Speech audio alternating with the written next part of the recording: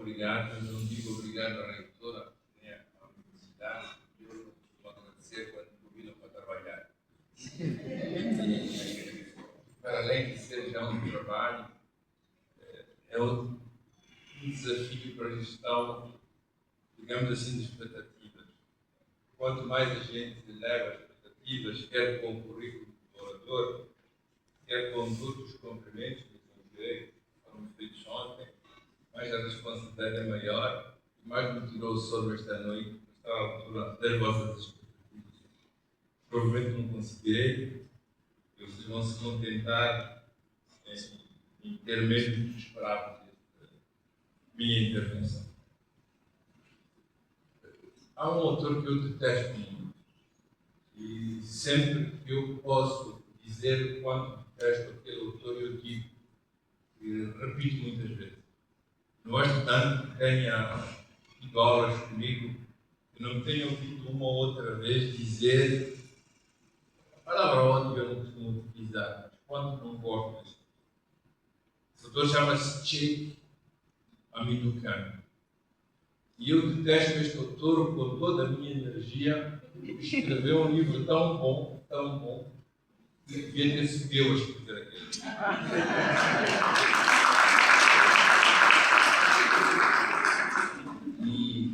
E sempre que eu leio ou volto a ele, penso que aquele indivíduo roubou o livro que eu devia ter escrito.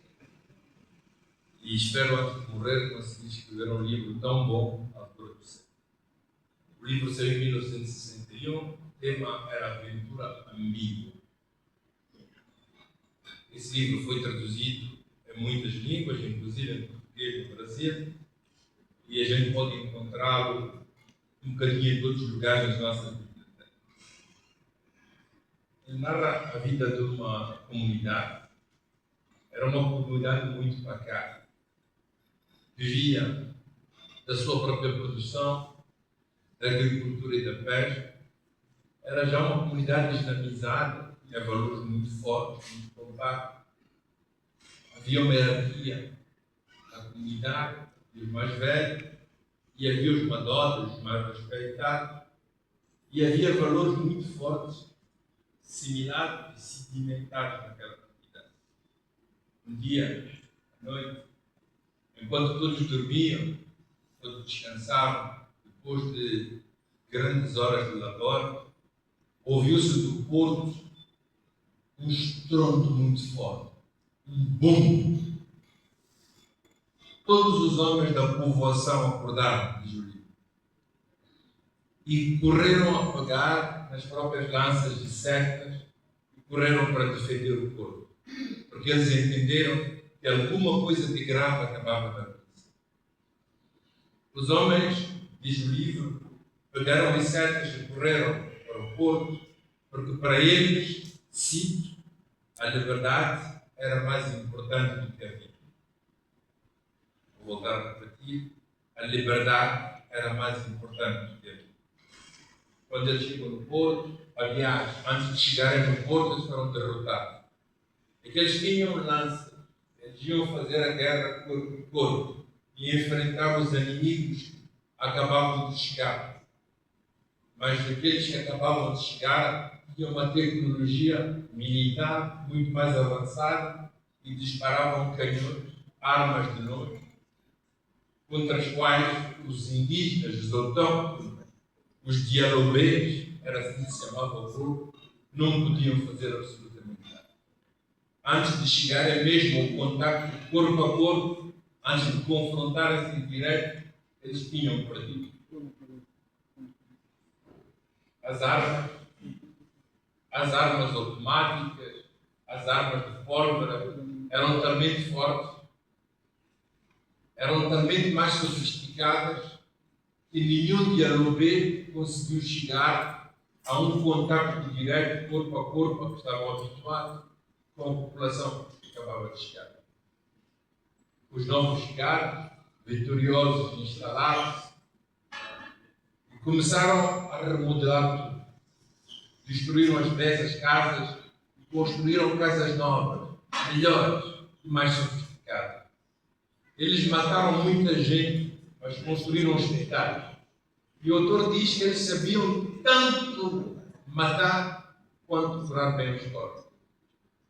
Eles instruíram novos valores.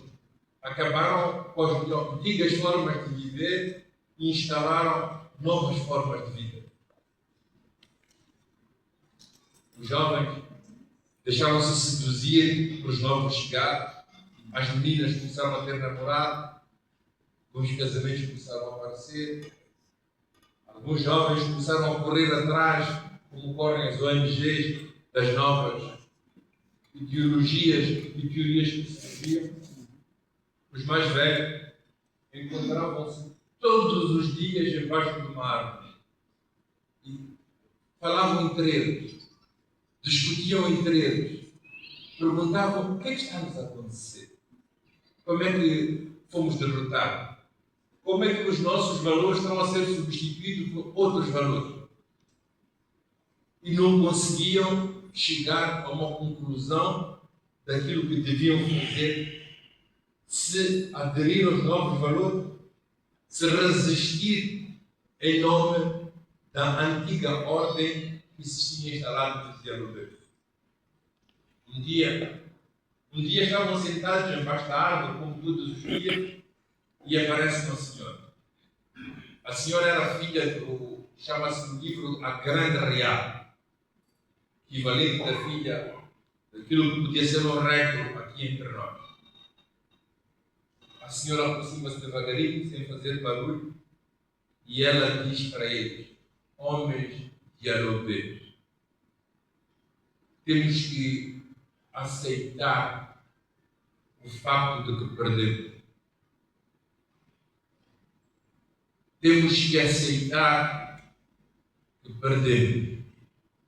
Não temos outra alternativa senão mandar os nossos filhos à escola dos vencedores, para aprenderem a arte de ganhar sem ter razão. Ela chama a escola dos novos chegados a escola da arte de ganhar sem ter razão. A senhora continua, fazem semana, meses, anos, e vocês encontram-se aqui todas as manhãs em grandes discussões e deliberações. O tempo passa, a nossa juventude é seduzida, toma caminhos diferentes. É tempo de darmos conta e admitirmos a nossa derrota. E repete, temos que enviar os nossos filhos à escola da arte de ganhar sem ter razão.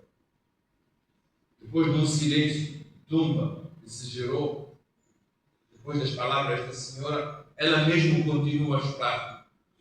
E ela diz o seguinte: não se pode aprender isto sem esquecer aquilo. Mandar os nossos filhos à escola da arte de ganhar sem ter razão significa também esquecer os valores que nortearam toda a nossa existência, a nossa vida, os nossos antepassados. E ela começa a chorar a soluços e pergunta: será que o que vão esquecer vale o que vão aprender? Será que o que vão esquecer, as nossas tradições, as nossas solidariedades, o nosso amor uns para com os outros, os nossos cursos, o nosso antepassado, a vida em comum, é o que nós vamos esquecer? Será que o que eles vão aprender tem alguma equivalência com os valores que nós tínhamos no passado? E ela termina assim: porque não se pode aprender isto sem esquecer aquilo. Será que o que eles vão aprender vale o que eles vão esquecer? Porque não se pode aprender isto sem esquecer aquilo. Em volta deste conto de Cheikh Ahmadou, autor que eu não gosto e detesto profundamente por ter roubado o livro que devia ser meu, eu vos aconselho, se tiverem oportunidade, é só de encontrar um livro pequenino, bem escrito, sobretudo na primeira parte, lança algumas interrogações de fundo sobre as quais eu queria partilhar algumas reflexões desta manhã.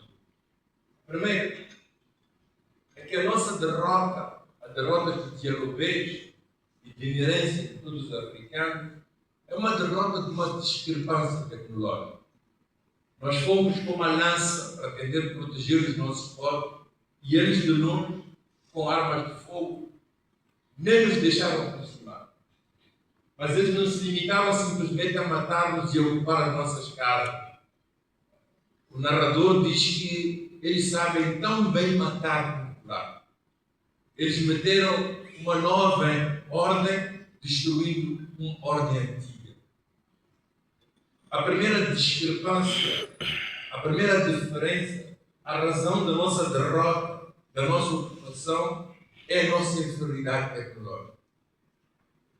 Permitam-me, neste primeiro ponto, dizer-vos uma coisa extremamente importante. Aquilo que permitiu a escravatura no século XV, ou que pelo menos facilitou, foi a diferença tecnológica que existia entre o Ocidente e nós. Eles tinham navio, tinham bússolas, tinham cartas geográficas, tinham mapas, tinham correntes, tinham armas de pólvora. E foi com isso que eles conseguiram dominar e introduzir a escravatura.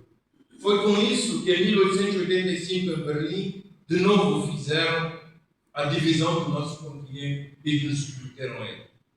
Deixem-me vos dizer uma coisa, e se alguém ficar assustado, eu fico satisfeito. Se foi a tecnologia que permitiu ao Ocidente de fazer a escravatura e o colonialismo, a discrepância tecnológica que existe hoje é a maior jamais existida na história da humanidade. A discrepância tecnológica de hoje é a maior, de longe, a mais importante que existiu na história da humanidade. Tenho de voltar a isto. Da história eu queria retirar um segundo elemento. É que a grande arraial, quando diz que temos que mandar os nossos filhos à escola de ganhar sem ter razão, ela diz ao mesmo tempo, será que o que eles vão ganhar vale o que eles vão perder? Esta é a ideia da convicção da África e da africanidade de possuir valor, de possuir tradições, de possuir modos de fazer morais, mas também técnicos, que não são necessariamente inferiores aos valores dos outros. Existe em nós uma convicção que Cheikh Medukan exprime eloquentemente da ideia de que nós temos valores, e valores espirituais, metasociais, mas também materiais, que nós fazemos questão em preservar, que nós queremos conservar, que pensamos que são importantes. Em volta da questão das nossas tradições, existiram grandes debates de que eu vou fazer referência daqui a bocadinho, depois de me referir à questão da discrepância tecnológica. Existe um terceiro elemento que este livro nos traz, é que ela diz, a certa altura, não se pode aprender isto sem esquecer aquilo. É como se entre tradição, as nossas tradições, e a modernidade que o Ocidente é suposto representar, não houvesse continuidade possível, mas fosse uma ruptura. Não se pode aprender isto, o novo, sem esquecer aquilo, o velho. Ou se aprende uma coisa, o novo, ou se fica com o antigo, o velho.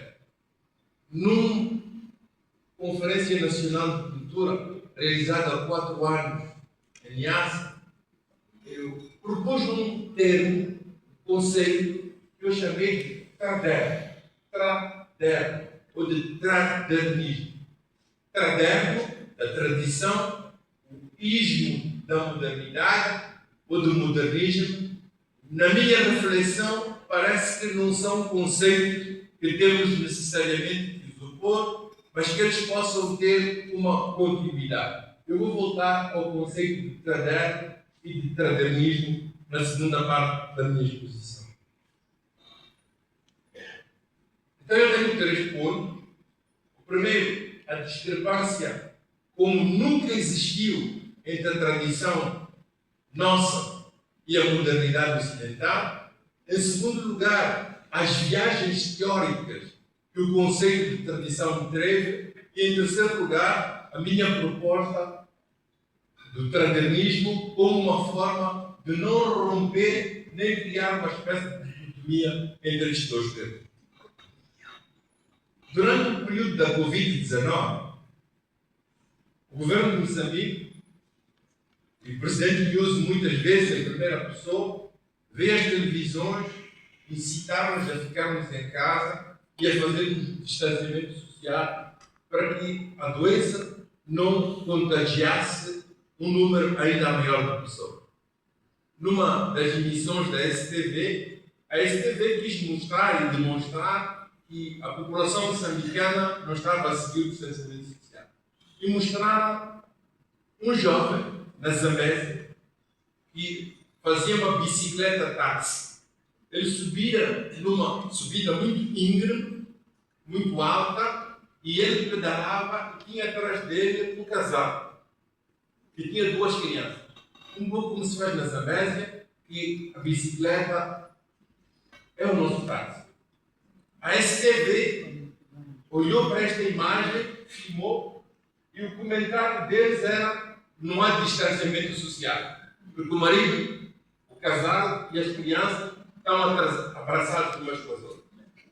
A segunda imagem da STV era sempre um casal com 2 crianças, mas como era em Nampula, tratava-se de uma motorizada.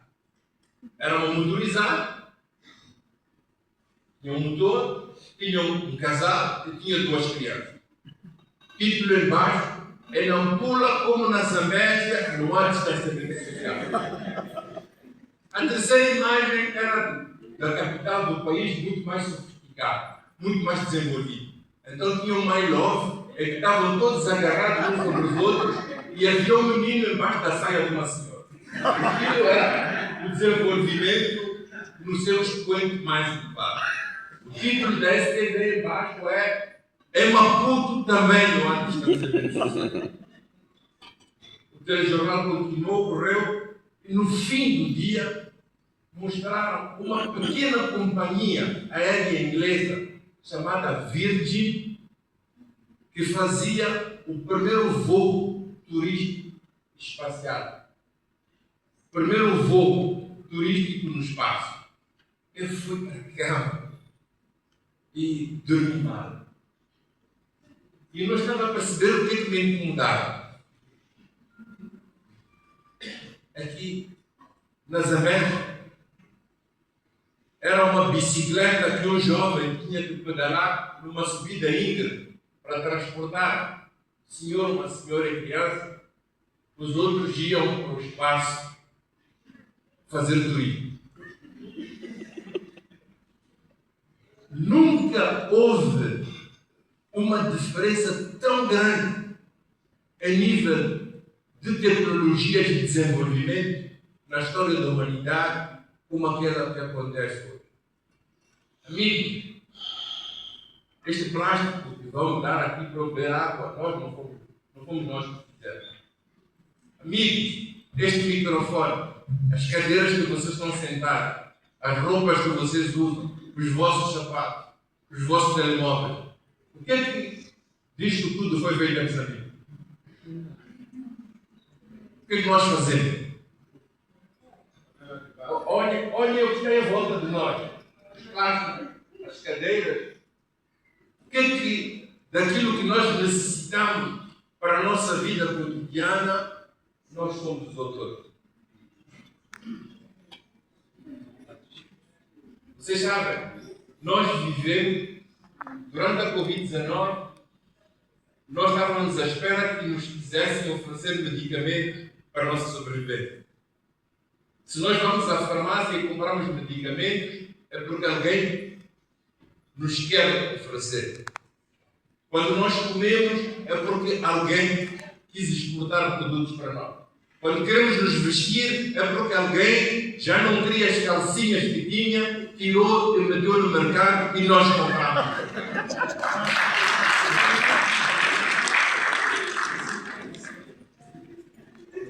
Quer dizer que a nossa vida, isto não devia nos fazer rir. Isto devia nos questionar quanto à nossa responsabilidade em relação a nós próprios. Somos nós suficientemente responsáveis pelas nossas vidas, pelas nossas ações, pelas nossas comunidades, pelos nossos pais ou filhos, pelo nosso futuro. Hoje não é escravatura, hoje não é colonialismo, mas de qualquer forma, se o mundo exterior, o mundo ocidental, o mundo tecnologicamente avançado decidisse deparar conosco, nós não teríamos como resistir. Nós não sabemos como defender a nossa terra no norte de Moçambique, Cabo Delgado. Nós não sabemos como produzir alimentos para que cada criança, cada homem e mulher tenha o necessário para viver. A questão tecnológica, a questão científica está e deve estar no centro das nossas preocupações e das nossas recuperações. Foi com este espírito que, antes de ontem, fui ao meu ateliê de filosofia. Eu organizo este ateliê há mais de 10 anos. E o nosso ateliê deste ano é sobre a reconciliação. O do ano passado foi sobre a democracia. E começou a primeira sessão, em fevereiro, convidei um filósofo, fez toda uma digressão de Platão, Aristóteles, a Kant, a Hegel, sobre a questão da reconciliação. Depois tivemos um jurista, um sociólogo. No último encontro do mês passado, chegamos a uma conclusão óbvia.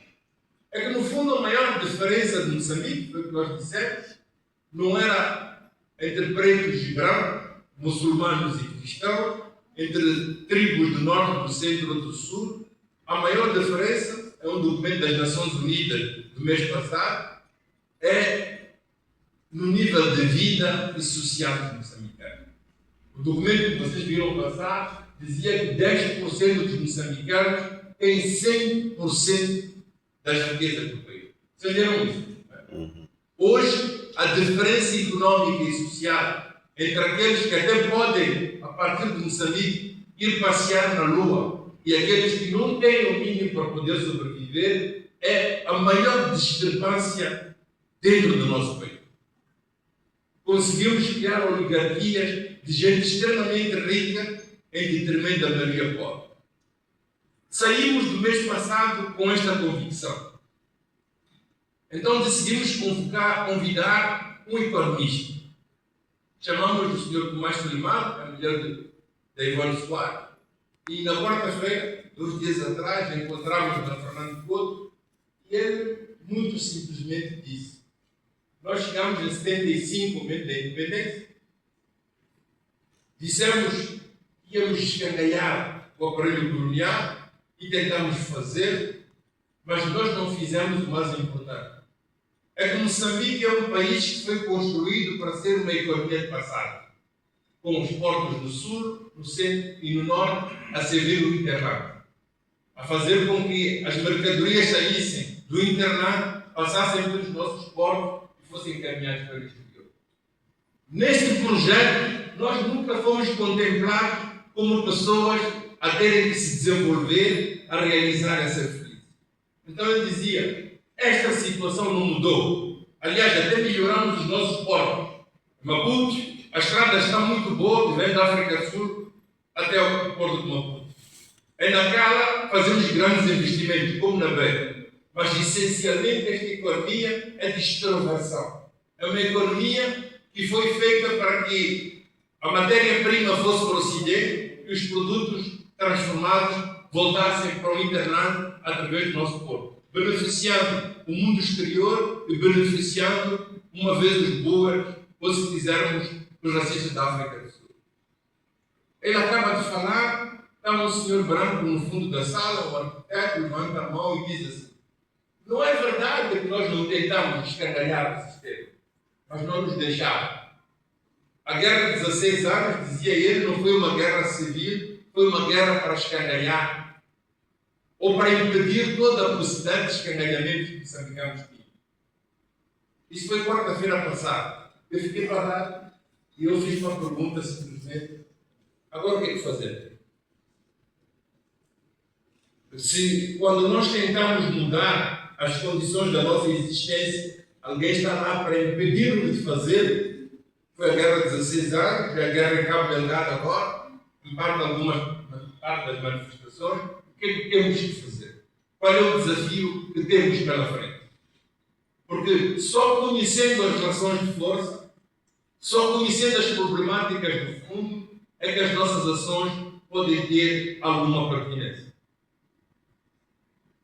Eu passo para o segundo ponto, mas não quero fazê-lo sem reafirmar, uma vez mais, com toda a força, aquilo que favoreceu a escravatura, o colonialismo, a submissão, o neocolonialismo, foi a discrepância entre a capacidade tecnológica dos que chegaram e a nossa fraca capacidade tecnológica.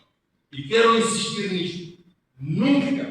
Nunca, como agora no princípio do século XXI, a discrepância foi tão grande entre nós e os outros. Ela é a maior diferença jamais demonstrada pela história.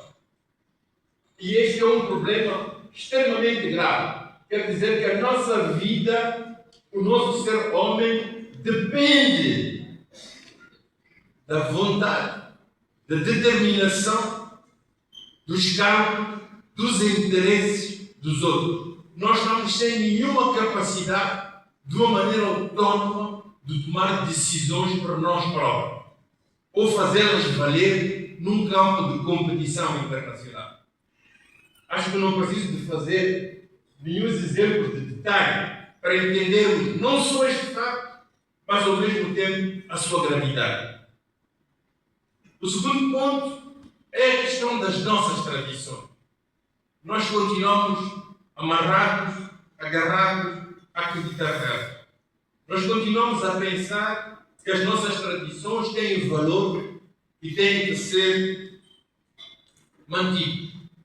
O século XIX viu nascer uma disciplina chamada antropologia que se especializou na descoberta, no desvendamento e também na domesticação das culturas e das tradições dos povos africanos. Em volta da antropologia nasceu a etnociência, a etnomatemática, nasceram os saberes locais. E hoje, porque a palavra epistemologia ganhou uma dimensão científica quase exasperante, já não chamamos saberes locais, chamamos epistemologias do Sul.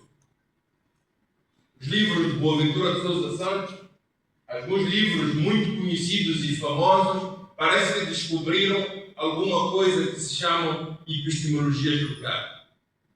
Qual é o lugar destas epistemologias locais no saber de conhecimentos que podem ser globais? Esta é a questão de fundo que se põe um Tonge e que se põe Boaventura de Sousa Santos neste livro.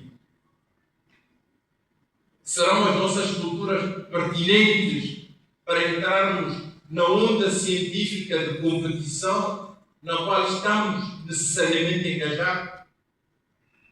Teremos conhecimentos competitivamente capazes de fazer frente à onda de dominação sem precedentes que o Ocidente nos impõe?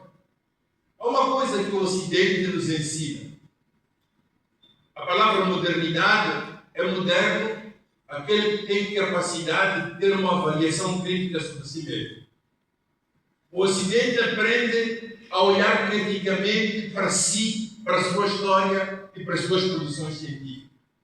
E uma das coisas que nós aprendemos do Ocidente é que o Ocidente nunca teve escrúpulos em apropriar-se, seja o que fosse, de onde viesse a condição que lhe fosse útil. Tudo aquilo que o Ocidente encontrou no seu caminho e que lhe pudesse ser útil, o Ocidente apropriou-se sem nunca perder as características da sua cultura e da sua ocidentalidade.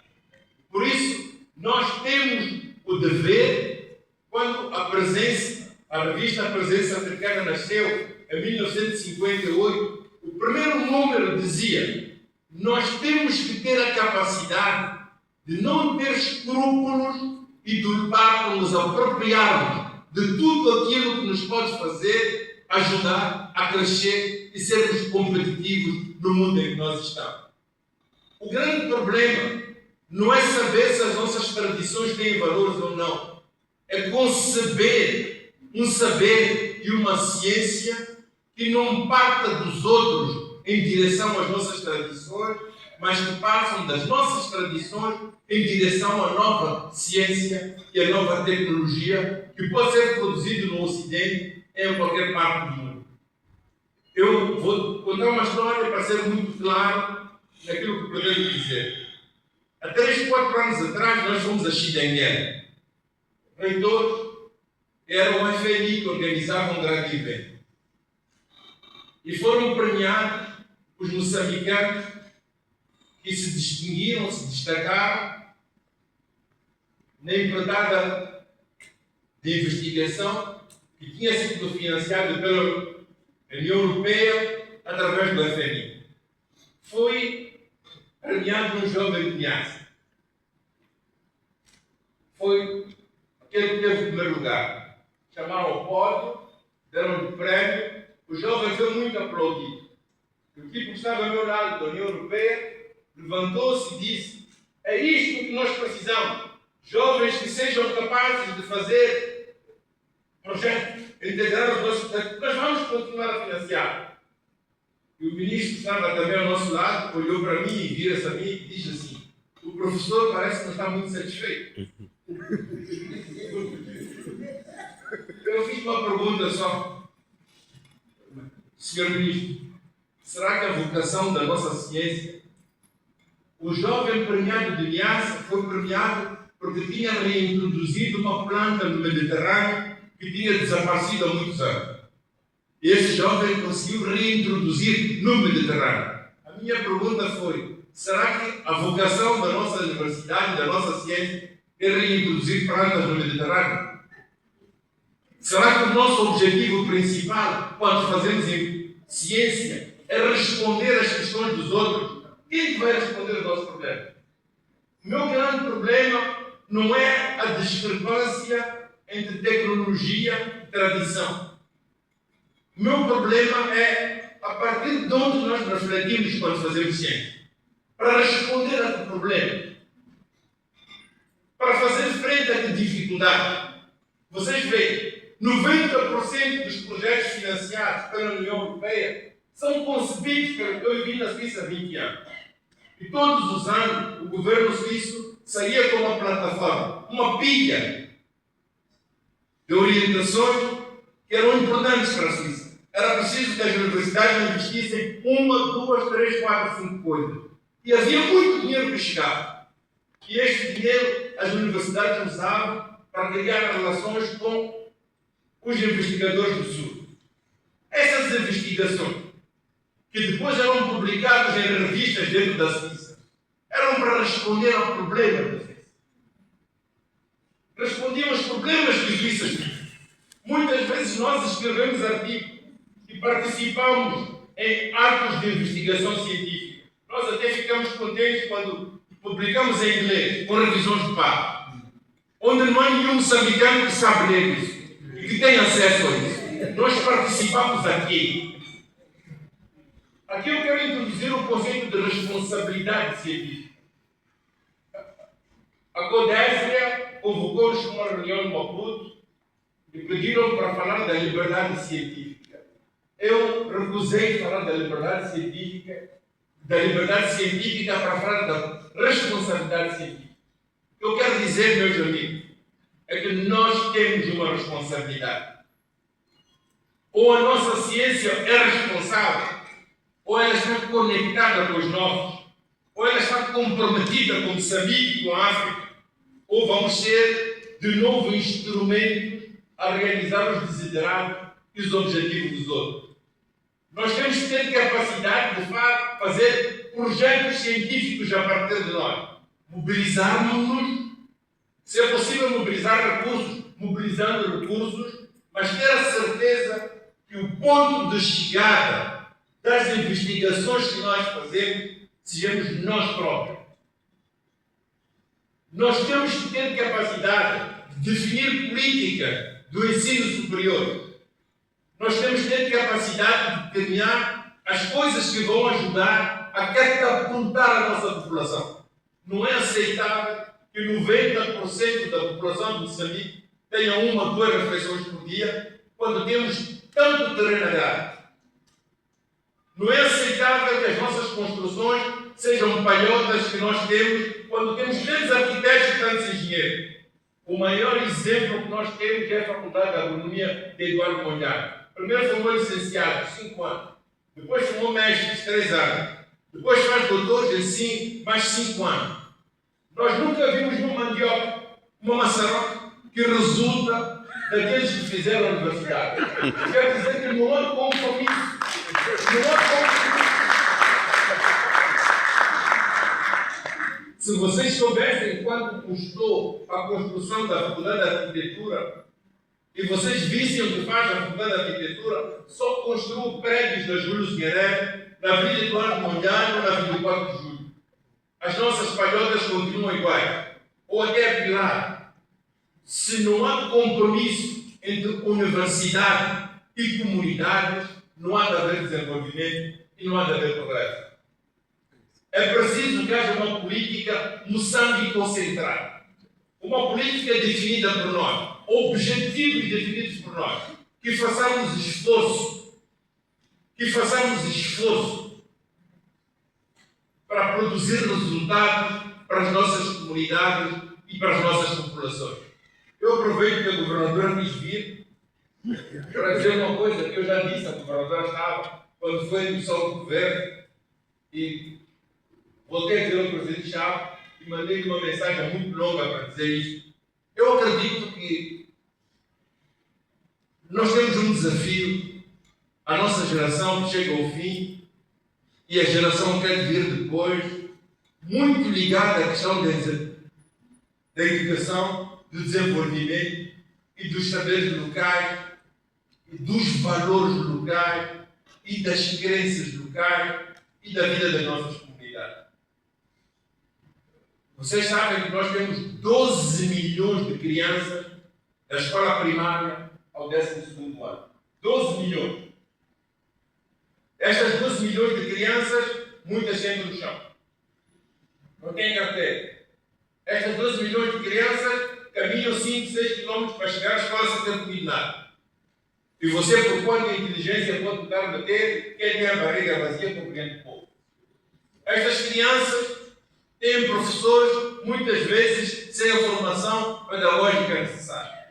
Estas crianças não falam português, falam as línguas locais, e quando chegam na escola mudam-se automaticamente. Eu estou convencido que, com toda a boa vontade que nós tenhamos, nós temos problemas enormes na nossa economia. Nós temos os cofres do Estado vazios, todos sabemos. Isto não desculpa a corrupção, que a corrupção é parte do sistema. O que é que temos que fazer? O que é que podemos fazer? Qual é o desafio que eu chamei o desafio Tardão? Nós temos 250 mil estudantes universitários. Temos 12 milhões de crianças na escola primária e secundária, mas só temos 250 mil universitários. E este é o menor número, em termos proporcionais, de toda a região.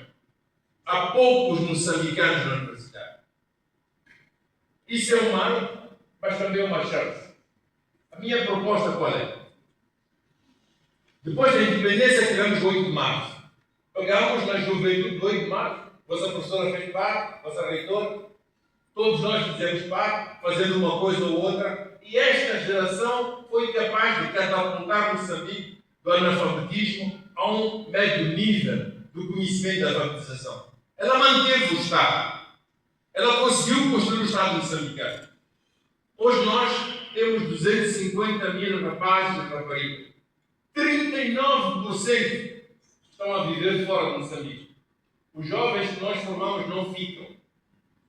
Os jovens que são médicos não têm lugar aqui e 2 semanas depois têm lugar em Setúbal, em Leixões, em Restelo, em Portugal, em Santarém. Os que não ficam em Portugal vão para a Espanha. Estamos a formar gente, custa-nos muito meter dinheiro para os 13 anos de formação primária e secundária. E as pessoas que nós formamos não ficam, não participam, porque nós não criamos condições para elas. O meu desafio, a minha proposta, é que uma parte do fundo soberano que nós temos devia ser alocada à universidade. A começar pelas universidades públicas. A minha proposta era fazer com que estes universitários tivessem a melhor formação possível. Que tivessem a melhor formação possível. Estamos a falar de laboratórios antes. Que construíssemos as melhores instituições possíveis. Fôssemos buscar os melhores professores necessários possíveis. Mandássemos os nossos dar fora. Em 10 anos, nós teríamos capacidade de ter fome zero. Se nós apostássemos na agricultura, na mecanização e todo o desenvolvimento que a agricultura tem demonstrado nos últimos anos, nós teríamos capacidade de matar a fome. Nós teríamos capacidade de criar melhor infraestrutura. Teríamos capacidade de fazer melhores casas. Teríamos capacidade de fazer melhores estradas. A minha proposta e o meu projeto não significa abandonar a escola primária e secundária, mas significa fazer da universidade um polo real de transformação. Amigos, quem está a transformar a China? Quem faz comboio? Quem faz prédio? Quem faz estrada? São os engenheiros. São os engenheiros que estão a produzir comida. A China chegou a fome zero. A China está a competir com os Estados Unidos. Quem mudou o Japão, Hong Kong, a Malásia, a Singapura, foram os universitários. Então, senhores, nós temos uma responsabilidade. Se o nosso país continua a morrer de fome, se continua a ter problemas, é porque nós não somos suficientemente responsáveis. É verdade que as políticas que estão a ser feitas com o ensino superior não vão neste sentido. Mas a nossa função não é ter liberdade de investigação, é ter um compromisso e uma responsabilidade para transformar o nosso país. A partir daquilo que são os valores das nossas comunidades. É isso a tradição. São os valores comunitários que lá estão. São os pactos de solidariedade que lá estão. São o respeito das famílias que lá estão. E isso não contradiz e não se contradiz com o desenvolvimento técnico ou científico capaz de catapultar a maneira de ser, de fazer, de viver e de resistir da nossa população. Se é uma palavra que eu quero deixar, que para mim é extremamente importante, é que ser universitário não devia ser um privilégio num país como o nosso. Não devia ser um direito num país como o nosso.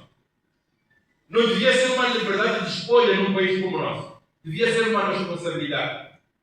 E ou nós assumimos isto como responsabilidade, como indivíduos, como pessoas e como instituições, ou a discrepância que separa o mundo desenvolvido do nosso não vai se atenuar, vai aumentar.